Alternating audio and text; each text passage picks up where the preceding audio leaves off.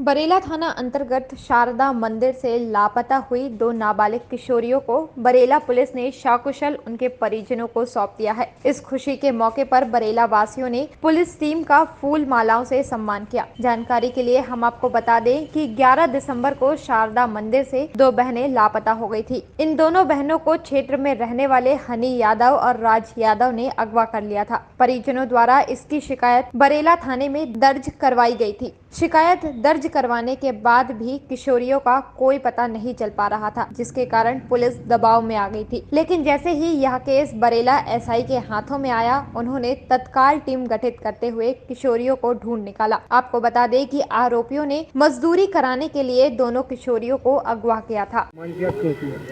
हमारे बरेला परिक्षेत्र से शारदा मंदिर से 2 बच्चियों का अपहरण हुआ था, जिसमें उनके घर वाले परेशान हो रहे थे, सभी क्षेत्र के लोग परेशान हो रहे थे उन बच्चियों को लेकर के।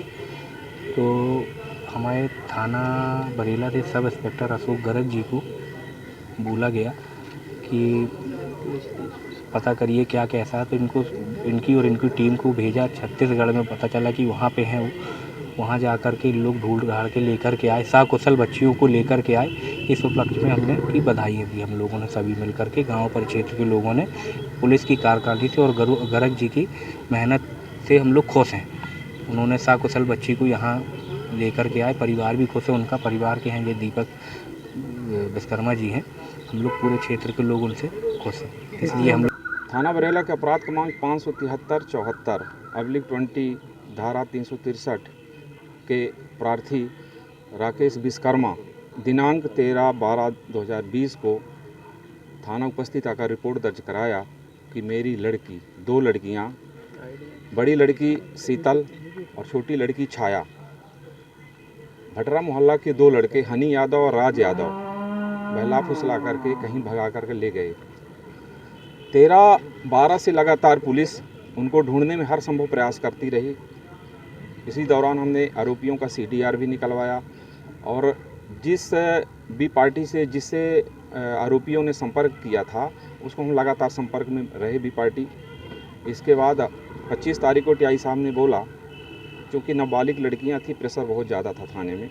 लगातार पुलिस दाएं बाएं जहां भी सूचना मिलती थी तो इधर उधर घूमती रहती थी तलाश पतासाजी में। 25 तारीख को टीआई साहब ने बोला कि आप सूचना मिली है कि लड़कियां रायपुर में हैं, छत्तीसगढ़ में, तो आपको जाना होगा। तो हमारी टीम में हमरा मैं हो गया, आरक्षक मनोज और महिला आरक्षक प्रतिमा मिश्रा, हम तीनों रायपुर पहुँचे छत्तीसगढ़ पहुँचने के बाद वहाँ थाना खमरतई चौकी बंजारी में हमने आमद दी। आमद के बाद वहाँ स्टाफ से परिचय उनसे पूछा कि इस एरिया में जो बाहर राज्यों से आने वाले मज़दूर हैं वो कहाँ रुकते हैं और उनका काम करने का सोर्स क्या है, कहाँ पे काम करने जाते हैं।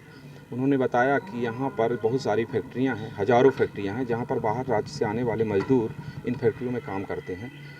तो हमने सुबह से ही लग गए और सारी फैक्ट्रियों में जा के दस्तक दी, अपना मोबाइल नंबर, चौकी का मोबाइल नंबर और इन लड़कियों का, आरोपियों का फ़ोटो दिखा करके उनको बताया कि जब ये लड़के लड़कियां अगर किसी फैक्ट्री में आप लोगों के आते हैं तो इनको बैठा करके रखना और हमसे संपर्क करना या चौकी में संपर्क करना। जब तक हमसे संपर्क नहीं करते हैं तब तक इन्हें छोड़ा ना जाए। इस प्रकार करके हमने 100-200 फैक्ट्रियों में अपना नाम दिया। सारे जगह पार्षद से भी मिला, सरपंचों से भी मिला, जो बड़े बड़े लोग वहाँ से मिल करके सभी जगह नंबर दिया। बस स्टैंड, ढाबा, होटल, हर जगह हमने प्रयास किया, उनकी तलाश की। क्योंकि हम जो ये आरोपियों से कनेक्ट थे, मोबाइल नंबर जितने भी, उनके संपर्क में लगातार था मैं। 26 तारीख को रोशन ठाकुर से हमने संपर्क किया। पहले भी मेरा संपर्क था उससे, क्योंकि वो संदेह के घेरे में पहले से ही था हमारे।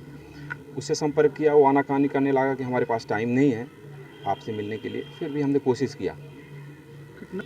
आरोपियों तक पहुंचने में 26 तारीख को हम रायपुर पहुंचे थे सुबह, और वहां पे 26 तारीख को हमने सारी कोशिश की फैक्ट्रियों में और होटल, ढाबा, बस स्टैंड, यहाँ सब तलाश पताश जी। क्योंकि मैं रोशन ठाकुर है, ये कनेक्ट था इन लड़कों से, तो इससे हमने लगातार बातचीत की और इसको 26 तारीख को हमने बुलाया।